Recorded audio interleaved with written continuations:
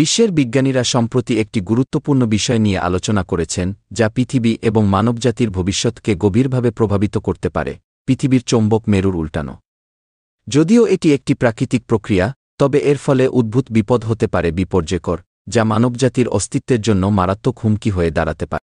পৃথিবীর চারপাশে একটি অদৃশ্য চৌম্বক ক্ষেত্র রয়েছে যা সূর্যের ক্ষতিকর রশ্মি থেকে পৃথিবীকে রক্ষা করে। এই চৌম্বক ক্ষেত্র পৃথিবীকে সূর্যের তীব্র রশ্মি এবং মহাকাশের অন্যান্য ক্ষতিকর রশ্মি থেকে সুরক্ষা প্রদান করে। পৃথিবী প্রতি ২৪ ঘণ্টায় একবার নিজের অক্ষের উপর ঘুরে এবং এর কেন্দ্রের গলিত লোহাচক্রাকারে ঘুরে চৌম্বক ক্ষেত্র তৈরি করে। তবে পৃথিবীর চৌম্বক মেরু নিয়মিতভাবে পরিবর্তিত হয়ে থাকে এবং এই পরিবর্তন প্রায় প্রতিটি ২ থেকে ৩ লাখ বছরে একবার ঘটে। গবেষকদের মতে, পৃথিবীর চৌম্বক মেরু যখন উল্টে যায়, তখন পৃথিবীর প্রাণীকুলের জন্য এক ভয়ানক বিপদ হতে পারে, যা পৃথিবীর জীববৈচিত্র্যের এক বিশাল অংশ বিলুপ্ত করে দিতে পারে। এটি ম্যাস এক্সটিংশন নামে পরিচিত। কারণ চৌম্বক ক্ষেত্রের দুর্বল হওয়ার ফলে পৃথিবীকে সূর্যের ক্ষতিকর রশ্মি থেকে রক্ষা করা অসম্ভব হয়ে পড়ে। এই রশ্মিগুলো প্রাণীদের জন্য প্রাণঘাতী। সর্বশেষ চৌম্বক মেরু উল্টানোর ঘটনা ঘটেছিল প্রায় ৭,৮০,০০০ বছর আগে।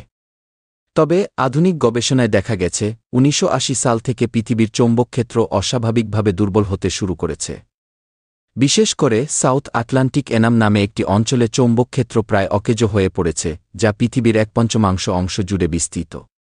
এই দুর্বলতার কারণে গবেষকরা ধারণা করছেন যে আগামী কয়েক বছরের মধ্যে পৃথিবীর চৌম্বক মেরু উল্টে যেতে পারে।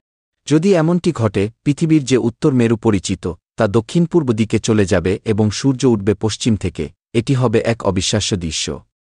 এই পরিবর্তনের ফলে পৃথিবী এবং মানবজাতির জন্য বিপুল ঝুঁকি তৈরি হতে পারে।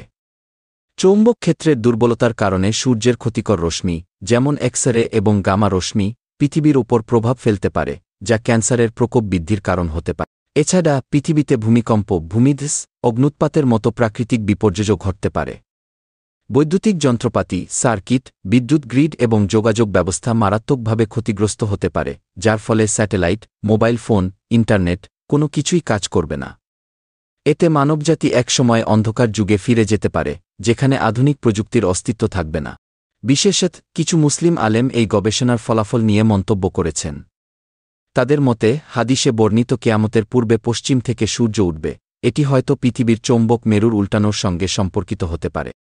গবেষকরা এই বিষয়টি নিয়ে আরও গভীর গবেষণা চালিয়ে যাচ্ছেন, তবে এখন পর্যন্ত এর কোনো স্থির সমাধান পাওয়া যায়নি।